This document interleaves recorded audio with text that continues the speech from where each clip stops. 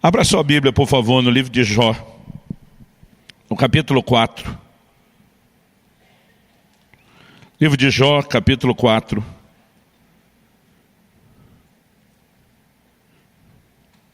E nós vamos ler juntos do versículo 3 até o versículo 5.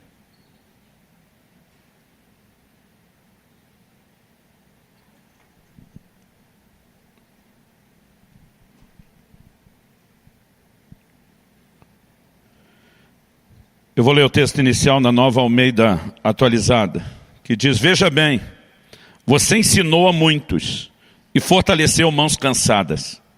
As tuas palavras sustentaram os que tropeçavam, e você fortaleceu joelhos vacilantes. Mas agora, quando chega a sua vez, você perde a paciência, e ao ser atingido, você fica apavorado. Nesse momento difícil da vida de Jó, seus amigos o rodeiam. A Bíblia diz que permanecem por vários dias sentado, ao lado de Jó em silêncio. A ideia e a intenção é trazer consolo. Em alguns momentos eles falam a verdade, põem o dedo na ferida. Em outros momentos, de forma equivocada, eles acabam julgando Jó, e Deus não gosta da forma como isso acontece. No entanto, acredito que nenhum de nós vai questionar a verdade dessas palavras de Elifaz, um dos amigos de Jó. Ele começa destacando o nível de desânimo a que Jó havia chegado, o nível de desencorajamento que ele estava experimentando. E é o que eu e você precisamos entender, e esse é o assunto da minha conversa hoje, lidando com o desencorajamento. Eu e você precisamos entender que isso é algo que acontece ao ser humano de uma forma geral.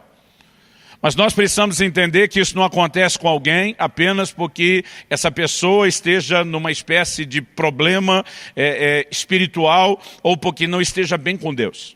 A palavra de Deus nos mostra, gente séria com Deus, conectada com o Senhor, tendo que lidar com o desânimo ou o desencorajamento.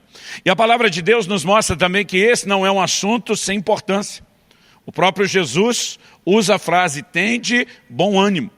É lógico que muitas vezes isso pode acontecer num contexto de problemas. A maioria de nós não fica desanimado quando está no auge, vivendo tudo do bom e do melhor.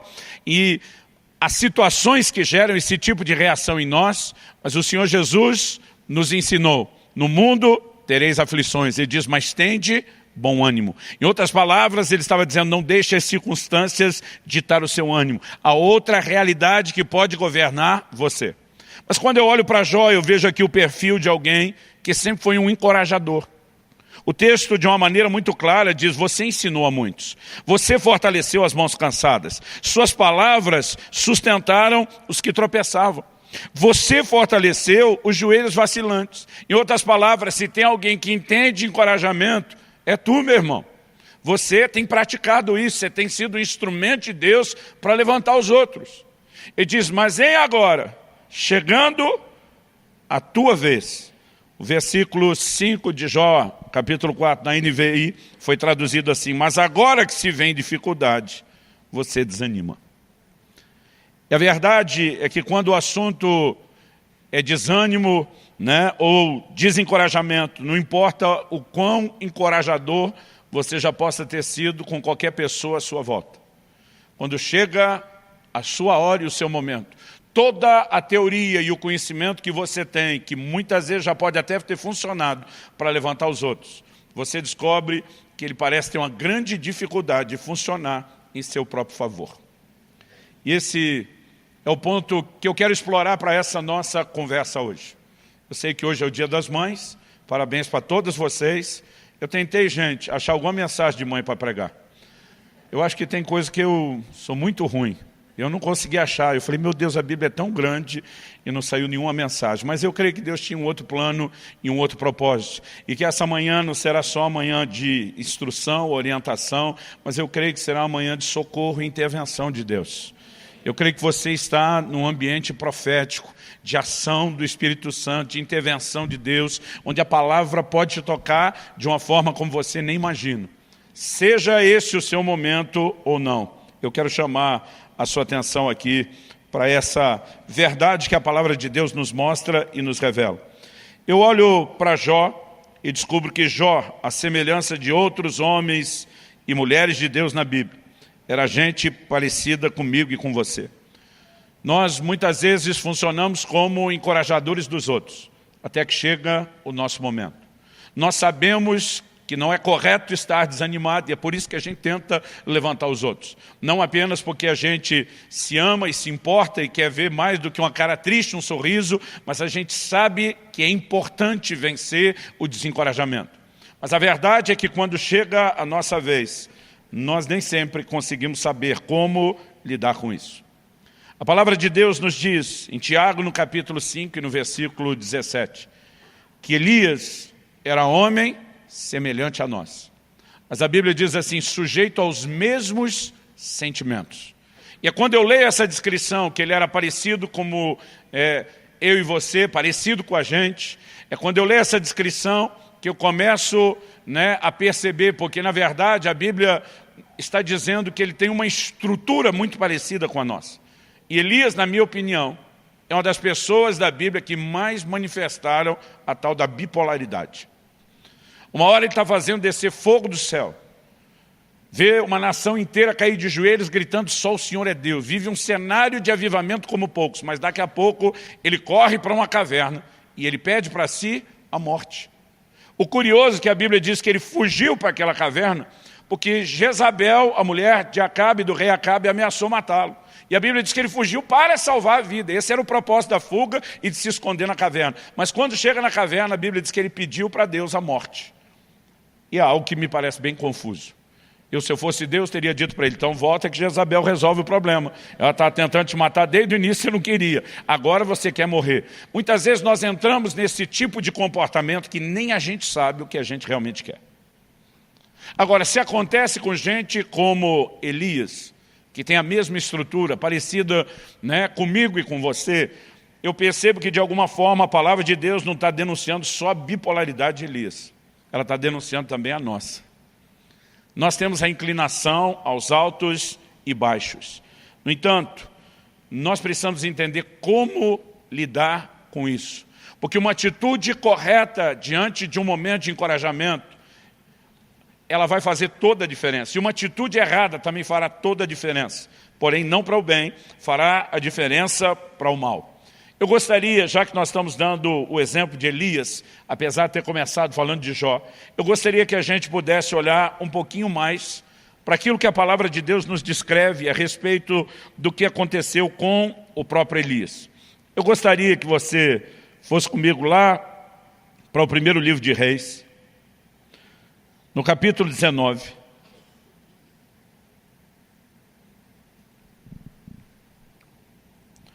Primeiro livro de Reis, capítulo 19, a partir do versículo 1. Acabe contou a Jezabel tudo que Elias havia feito e como havia matado todos os profetas à espada. Então Jezabel mandou um mensageiro a Elias para dizer-lhe que os deuses me castiguem se amanhã a essas horas eu não tiver feito com a sua vida o mesmo que você fez com a vida de cada um deles. 850 profetas ao todo. Normalmente a gente lembra só dos de Baal e esquece os de Azera ou Azerá. 850 profetas que serviam aos ídolos, aos falsos deuses, haviam sido executados depois daquele momento de arrependimento do povo e de volta do coração do povo para Deus. Agora, todos eles eram sustentados, promovidos por Jezabel. E agora Jezabel manda o recado, e o versículo 3 diz, Elias ficou com medo. Levantou-se e, para salvar a sua vida, se foi. Chegou a Berseba, que pertence a Judá. E ali ele deixou o seu servo. Ele mesmo, porém, foi para o deserto, caminhando um dia inteiro. Por fim, sentou-se debaixo de um zimbro, sentiu vontade de morrer e orou, basta, Senhor, tira minha vida, porque eu não sou melhor do que meus pais. Deitou-se e dormiu debaixo de um zimbro, e eis que um anjo tocou nele e lhe disse, levante-se e coma. Elias olhou e viu perto da sua cabeça um pão assado sob pedras em brasa e um jarro de água. Comeu, bebeu e tornou a dormir. E o anjo do Senhor voltou, tocou nele e lhe disse, levante-se e coma, porque a viagem será longa. Então Elias se levantou, comeu e bebeu, e com a força daquela comida, caminhou 40 dias e 40 noites até Horebe, o monte de Deus. Ali entrou numa caverna onde passou a noite. E eis que a palavra do Senhor veio a ele e lhe disse: o que você está fazendo aqui, Elias? Ele respondeu: tenho sido muito zeloso pelo Senhor, Deus dos exércitos, porque os filhos de Israel deixaram a tua aliança, derrubaram os teus altares, mataram os teus profetas à espada, só eu fiquei, e eles estão querendo tirar-me a vida. Então foi-lhe dito: saia daqui e fique diante do Senhor no monte. Eis que o Senhor estava passando e um grande e forte vento fendia os montes, quebrava as rochas diante do Senhor, mas o Senhor não estava no vento. Depois do vento houve um terremoto, mas o Senhor não estava no terremoto. Depois do terremoto veio um fogo, mas o Senhor não estava no fogo. E depois do fogo veio o som de um suave sussurro. Quando Elias ouviu isso, cobriu o rosto com o manto e, saindo-se, pôs-se à entrada da caverna. Ao que ele veio, eis que lhe veio uma voz e lhe disse: o que está fazendo aqui, Elias?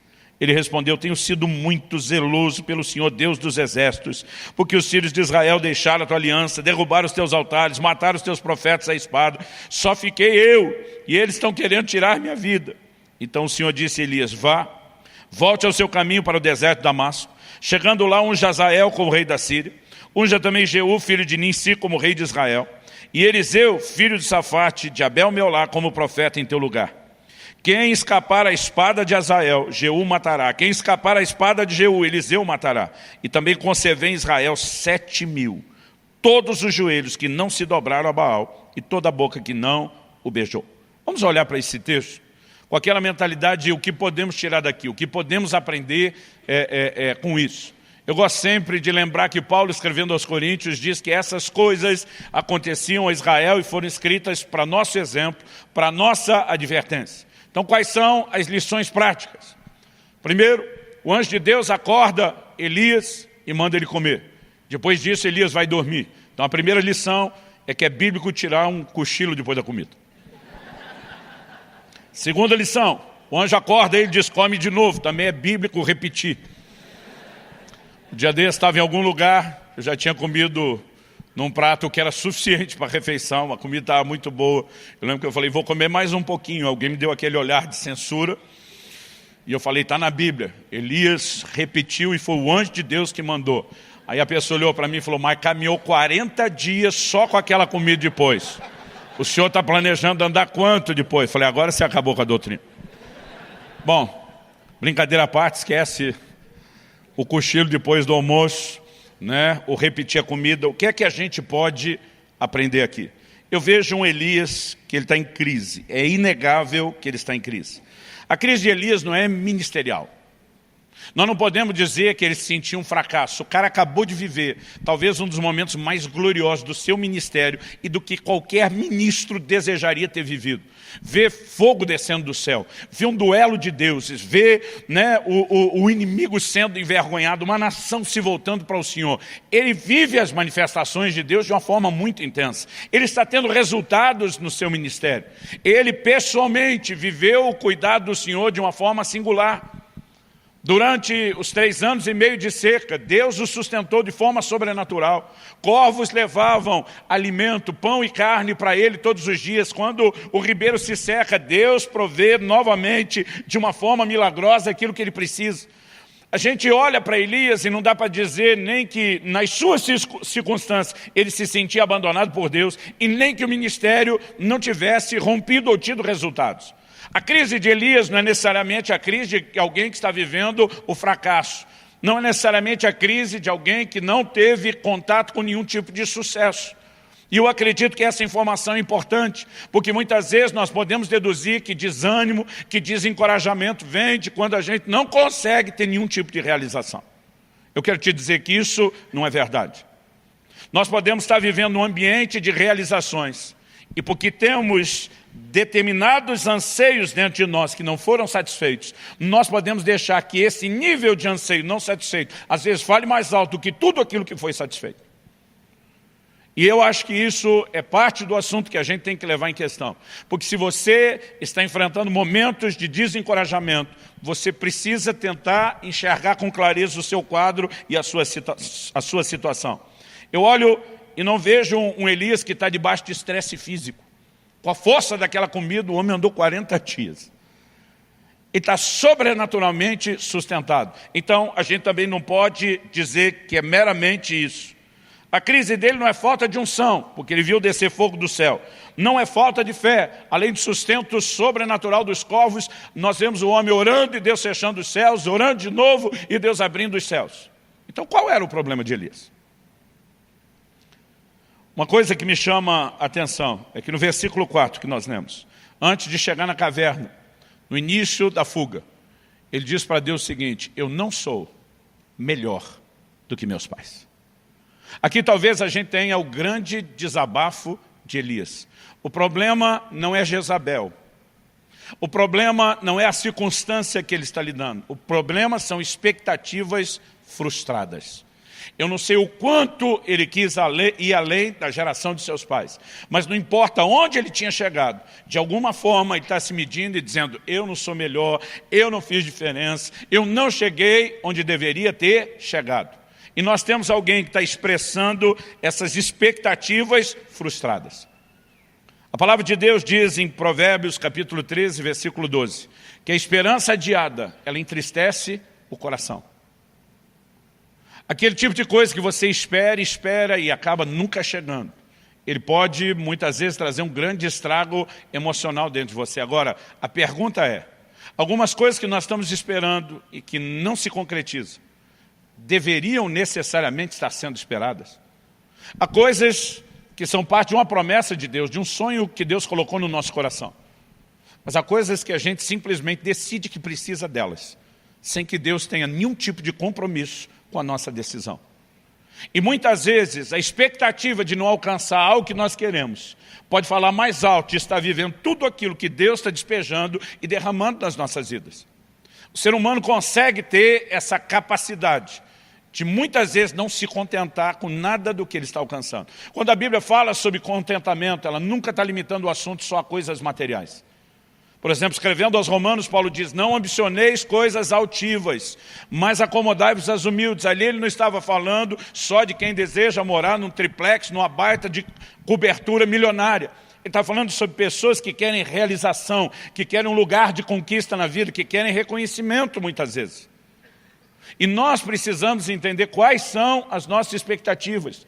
Porque quando Deus coloca um sonho no nosso coração, quando Deus faz promessas, nós temos não apenas o direito, mas a responsabilidade de crer, de lutar por isso até que a gente viva. Mas há momentos onde Deus não falou nada a respeito de um assunto, não prometeu nada, e a gente enfiou na cabeça, encasquetou que a gente quer porque quer aquilo, e muitas vezes a frustração de não viver aquilo fala mais alto de toda a realização do que tudo que Deus está fazendo. E isso não se mostra saudável. Uma das formas de perceber na nossa própria vida, se estamos vivendo intensamente a frustração de algumas expectativas não cumpridas, falando até mais alto do que as realizações, é observar o nosso comportamento. É interessante que a palavra de Deus nos diz, aqui no versículo 3, que Elias, quando ele sai para essa jornada inicialmente de fuga, a Bíblia diz que ele para em Beceba, que pertence a Judá. E a Bíblia diz, e ali ele deixou o seu servo. Ele tinha um discípulo, ele tinha um servidor. Mas a primeira coisa que Elias fez, na hora que a coisa apertou, foi deixar quem podia estar ao lado dele, foi deixar quem poderia servi-lo, foi deixar a companhia e foi isolar-se. Uma das características de que eu e você estamos vivendo não um desânimo momentâneo. Às vezes nós temos isso. Acordamos uma certa manhã, e o dia não parece colorido, ele parece branco e preto. Às vezes nós temos um momento. Mas um momento, como disse Efésios, o dia mau, aquele dia que está dando tudo errado, que você realmente percebe que tudo está fora do normal, ele pode simplesmente voltar ao normal no dia seguinte. Eu não estou falando de um desânimo ou de um abatimento momentâneo. Mas quando nós estamos vivendo um período de desânimo prolongado, mesmo no meio de conquistas e realizações, nós precisamos avaliar o nosso coração. E às vezes uma boa forma é analisar o comportamento. Quando a gente começa essa atitude de se isolar, de não querer estar junto, de não querer companhia, é um indício de que algo no nosso coração não está muito correto. A palavra de Deus diz, lá no livro de Provérbios, aquele que se isola, insurge-se contra a verdadeira sabedoria. está buscando só o seu próprio desejo. Eu sei que pode haver momentos de isolamento com um propósito muito específico. Jesus vai 40 dias para o deserto a fim de orar, de jejuar, de buscar a Deus. Mas nós estamos falando de algo pontual, não de um estilo de vida. Nós estamos falando de algo que tem um propósito e se demonstra muito frutífero. Mas muitas vezes, quando simplesmente estar com os outros já não está nos fazendo bem, isso deveria ser um alerta de que algo no nosso coração merece a nossa atenção, merece o cuidado. Uma segunda coisa que eu percebo aqui, isso tanto no versículo 3 nós lemos, como depois no versículo 9, a palavra de Deus diz que ele entra numa caverna, onde passou a noite. Há algumas cavernas emocionais nas quais eu e você entramos e também nos fechamos. É aquele momento onde a gente já não quer ver gente, onde a gente já não quer ver a luz, onde a gente já não quer ver nada e nem ninguém.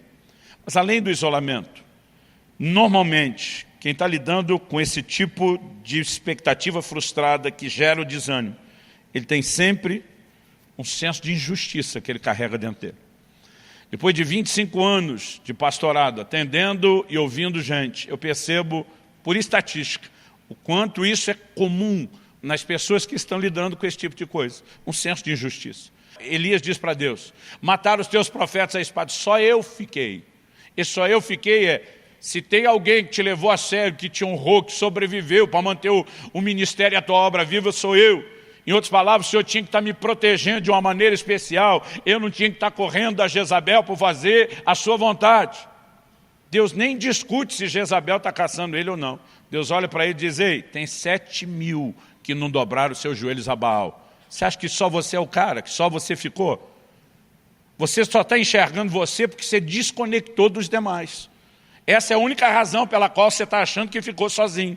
Porque se você tivesse conectado com os outros, você ia ver quanta gente está me servindo, quanta gente está me buscando, quanta gente está sendo fiel. Mas a sensação do só aconteceu comigo só eu te levei a sério, só eu estou pagando o pato. Gente, esse senso de injustiça. E a maioria de nós sabe muito bem quando ele está lá. Não é só o que você sente no dia a dia, é aquilo que você tem vontade de falar para Deus na oração.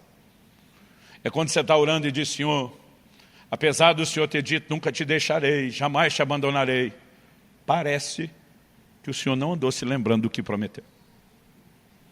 Nós podemos perceber nesse tipo de conversa que ele simplesmente está transbordando parte de uma crise interior. Agora, eu fico olhando para esse senso de injustiça e acredito que ele vem de um único lugar, das comparações que a gente faz. A gente tem mania de comparar a nossa vida com a dos outros com a nossa, dos outros com os outros mesmo, e a gente vive de comparação. Quando o Senhor Jesus estava falando com Pedro, olha Pedro, eu vou te dizer de que forma você vai me glorificar, com que tipo de morte. A Bíblia diz que a primeira reação de Pedro foi olhar, viu que João vinha seguindo e perguntou para o Senhor, e quanto a este? Em outras palavras o que vai ser dele? Jesus disse, eu quero que ele fique até que eu venha, o que te importa? Em outras palavras, isso lá é da sua conta, seu cabeção. Eu tenho um assunto com você, eu tenho outro com ele, eu tenho um propósito para você, eu tenho outro para ele. Mas nós temos essa inclinação, porque de alguma forma a gente quer sentir se a gente está sendo tratado igual aos outros. Eu lembro quando criança, eu sou de uma época onde refrigerante aparecia uma vez por semana, e não era nem por motivos de saúde, era por falta de recurso. Aparecia uma vez por semana, era a refeição do domingo.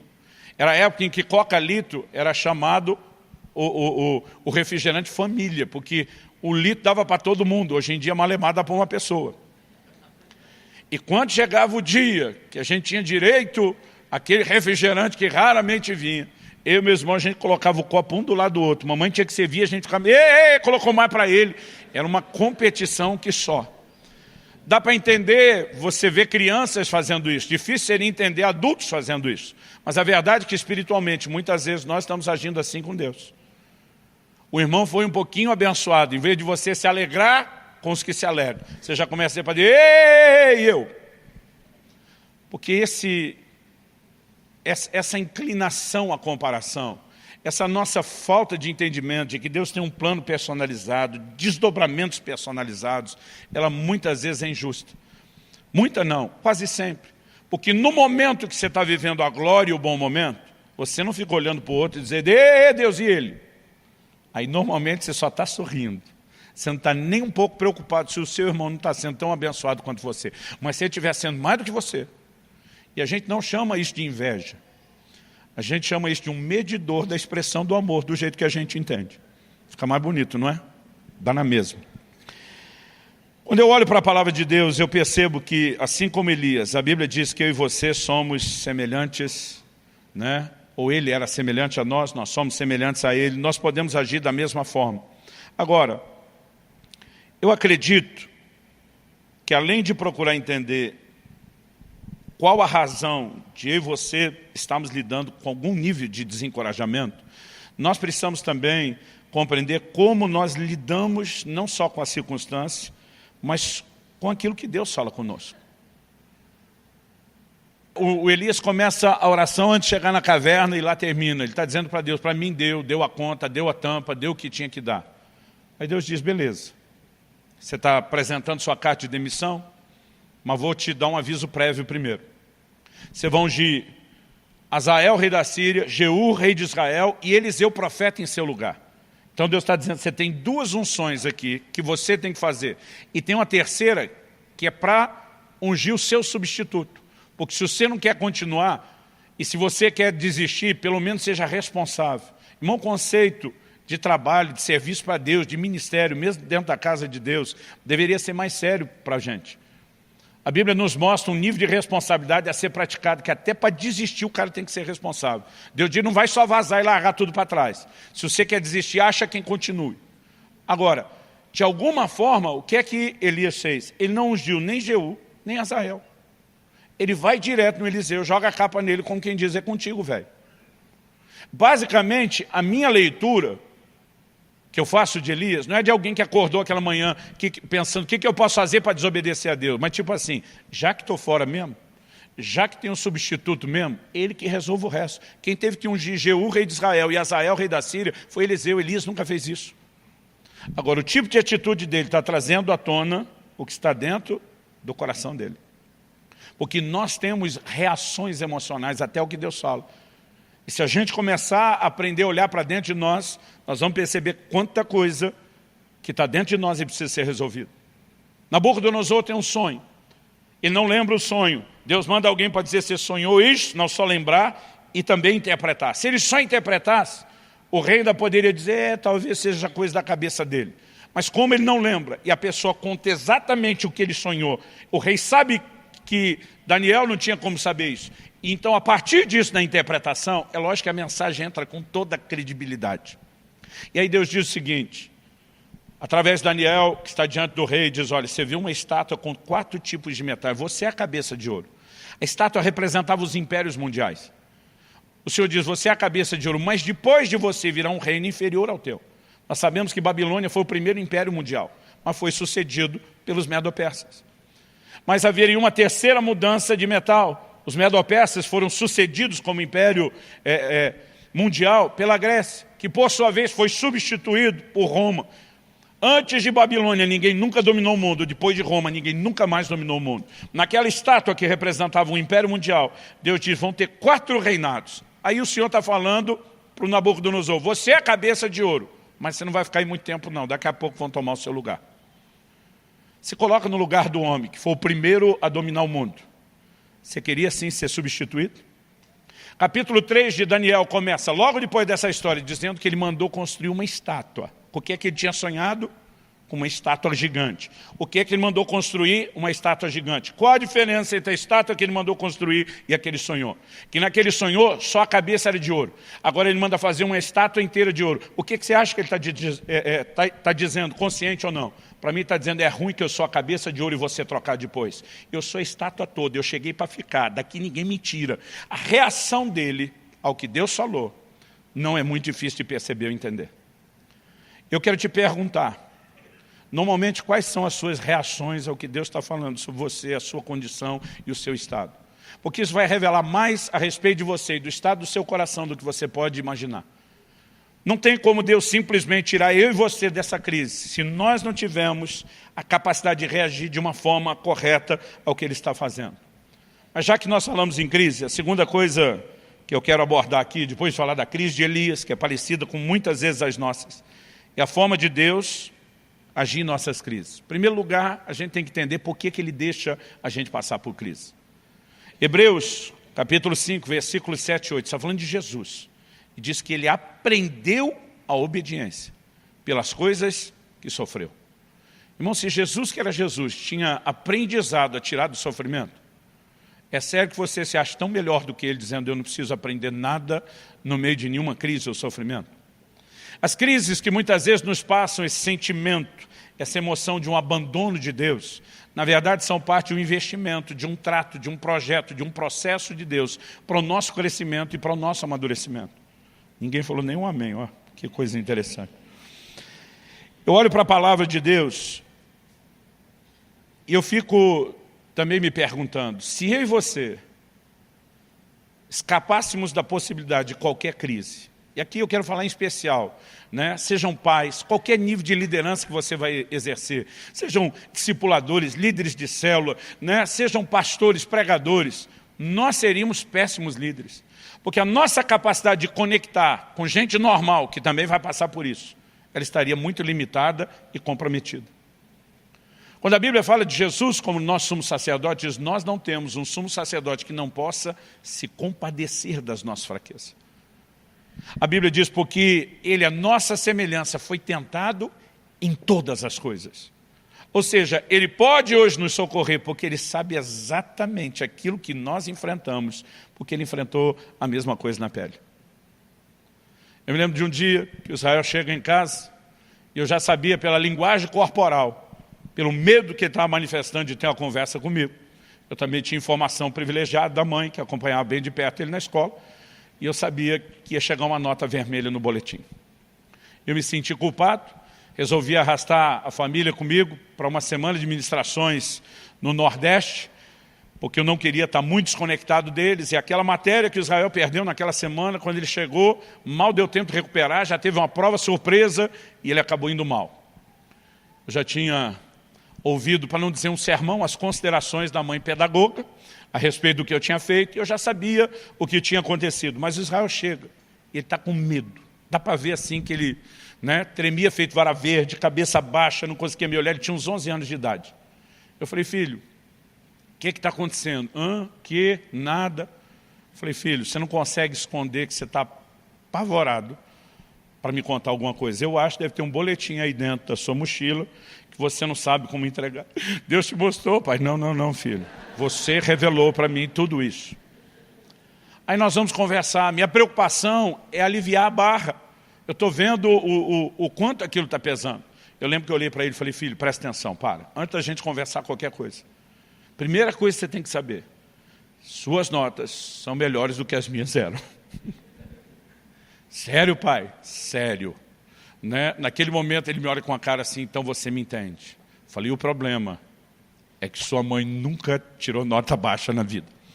Ela só tirava 9 e 10, então ela nunca vai te entender. E apesar daquela brincadeira, naquele momento, tentando deixá-lo à vontade para a conversa que a gente teria, eu fiquei pensando a diferença, depois de ter falado aquilo, entre alguém que já viveu o que alguém está vivendo e alguém que não viveu aquilo.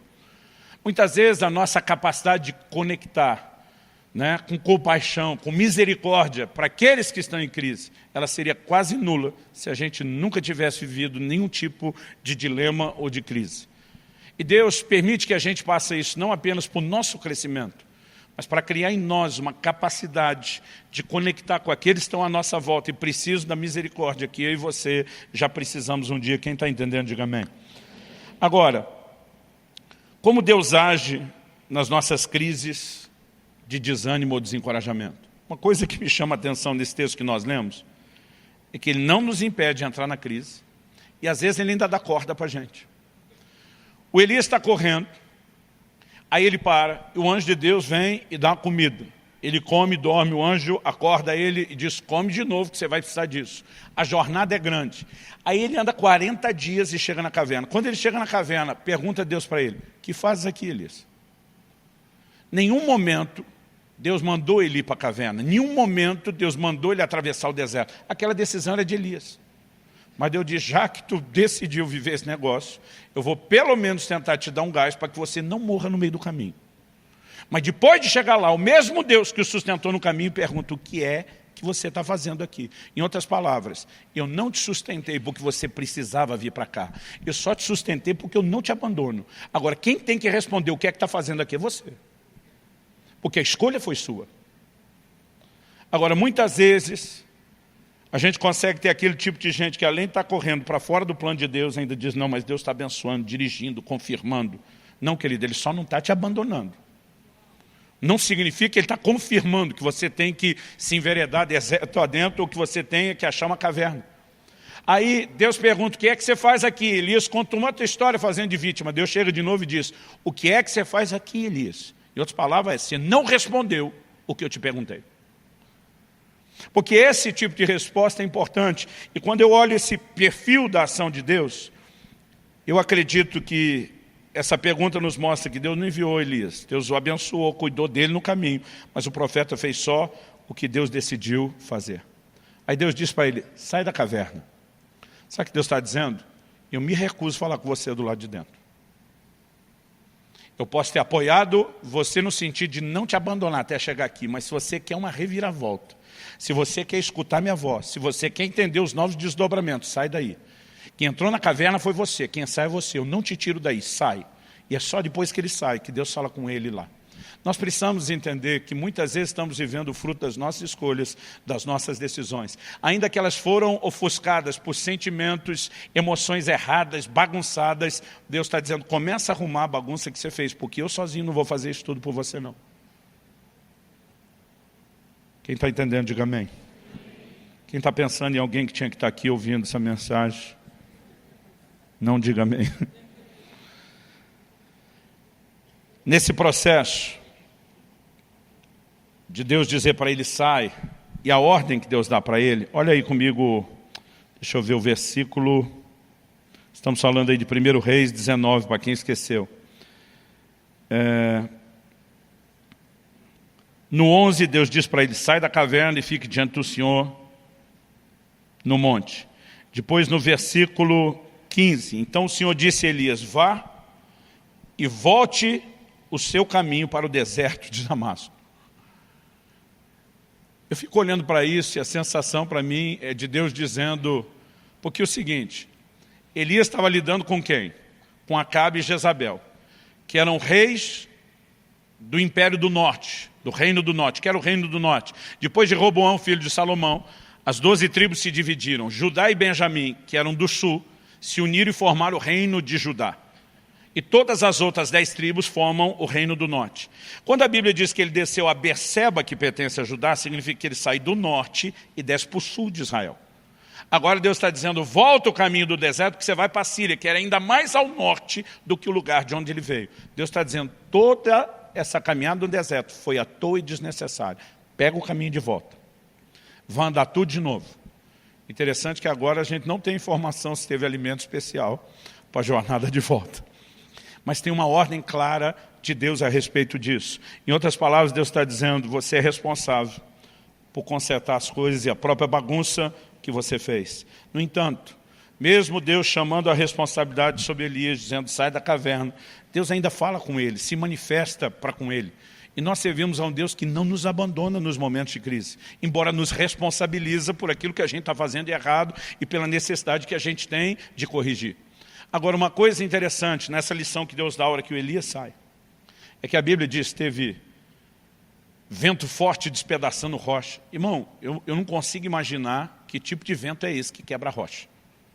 Mas isso aconteceu. Teve terremoto, teve fogo. Agora, a Bíblia diz que Deus não estava em nada daquelas coisas. Quando eu e você estamos nesse lugar de isolamento e de crise, a gente acha que a única forma de sair é só com Deus fazendo coisas espetaculares, extraordinárias. A Bíblia diz que Deus não estava em nada daquilo, até que veio um cicio, um sopro, um sussurro suave. A Bíblia diz que Deus estava nele. Sabe o que eu entendo Deus dizendo? Não espere sair desse labirinto ou caverna emocional que você está, só quando eu estiver chacoalhando tudo à sua volta com o meu poder. Ele ia saber o que Deus podia fazer, ele já tinha vivido e experimentado isso. Mas Deus fez questão de dar um show pirotécnico, uma demonstração toda na frente dele, mas dizer, eu não estou nisso. Se é que é o caminho de conserto para esse momento, ele não tem a ver com o extraordinário, ele tem a ver com o simples. É uma voz suave. Você tem que prestar atenção, você tem que conectar, você tem que decidir obedecer. E eu percebo que a maneira de Deus tratar com essas nossas crises tem muito mais a ver com um processo simples do que com o extraordinário. E muitas vezes nós não arredamos o pé do lugar porque achamos que está faltando mais barulho, está faltando mais terremoto, está faltando mais fogo. E Deus está dizendo, você só precisa escutar a minha voz suave. E ela tem o poder de te colocar nos eixos. Mas para a gente terminar, a verdade é que quase sempre, quando a Bíblia fala da gente tendo que lidar com esses dilemas emocionais, a Bíblia fala de uma responsabilidade que eu e você temos de nos fortalecer no Senhor. É lógico que existem coisas que Deus vai fazer por cada um de nós. Existem coisas que nós precisamos fazer em relação ao que Deus já nos disponibilizou. Em 1 Samuel, no capítulo 30, a palavra de Deus diz que Davi e os seus homens, que estão fugindo de Saul, se aliaram aos filisteus, que eram inimigos de Saul. Mas daqui a pouco os filisteus vão sair em guerra contra Saul. Davi se dispõe e diz, eu vou com vocês guerrear. Os capitães dos filisteus se olham entre eles e dizem, não vão levar o menino não. Ele é inimigo de Saul, é o cara que Saul mais procura, que é a cabeça dele, mas se ele tiver uma chance de tentar se redimir, ser aceito, é se virar contra a gente na guerra e tentar ganhar o coração de Saul. Não vamos levar esse cara em encrenca. Aí os reis dos filisteus conversam, dispensam Davi. Davi e os seus homens voltam para casa. Já devem estar frustrados que não puderam sair à batalha, mas quando eles chegam, a palavra diz que Ziclag, o lugar onde eles estavam morando, havia sido saqueada pelos amalequitas, havia sido incendiada.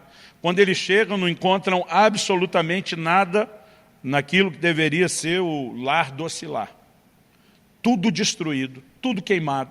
Então, assim, a própria estrutura onde eles viviam, ela está toda destruída. Os familiares foram levados, os bens foram saqueados. E a palavra de Deus diz ali em 1 Samuel, no capítulo 30, se você for rápido de endereço e quiser acompanhar, no versículo 4, a Bíblia diz assim, então Davi e o povo que estava com ele ergueram a voz e choraram, até não terem mais força para chorar.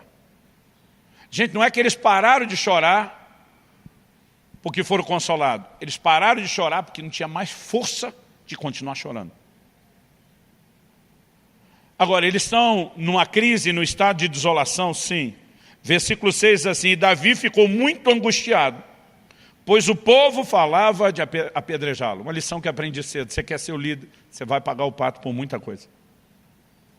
Porque quando as pessoas estão amarguradas, elas sempre têm que culpar alguém. E de repente eles começam a olhar para Davi e dizem, tudo isso é por causa de você.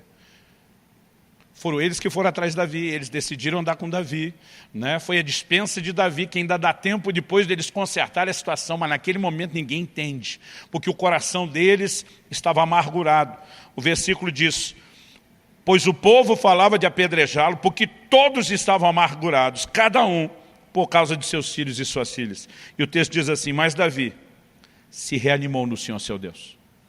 Quando ele vê aquela turma já falando em apedrejar, ele disse, se eu não reagir, essa história vai acabar aqui, vai acabar da forma mais trágica.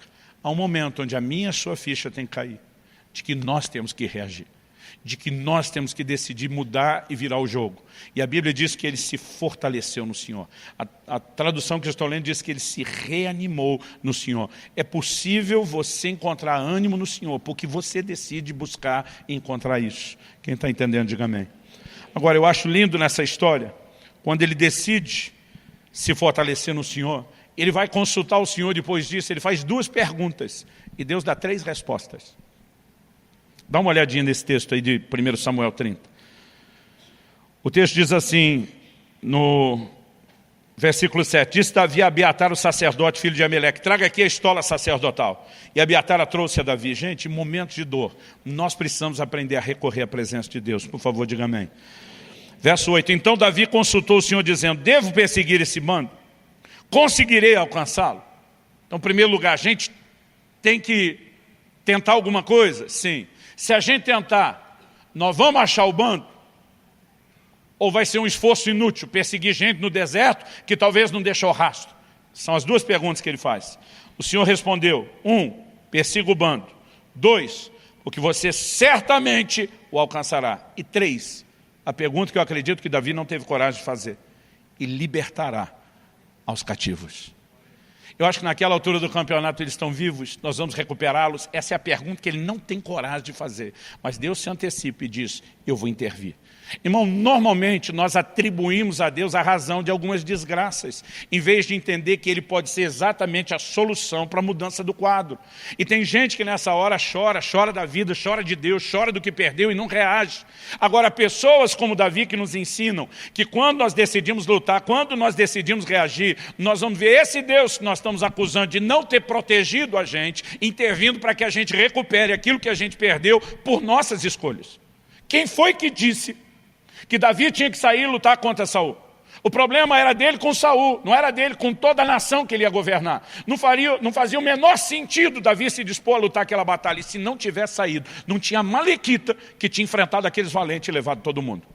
Mas normalmente, porque nós não resolvemos um tipo de problema, nós nos metemos em outro. Então ele está começando a ficar bronqueado e amargurado com o Saul que está perseguindo ele. Ele diz: quer saber, eu não vou mais só fugir, eu vou cair para cima, eu vou enfrentar, eu acabo com a raça do Saul. E ele deixa a casa descoberta e desguarnecida, porque não está sabendo lidar com outro tipo de problema. E agora ele tem um problema maior do que o primeiro.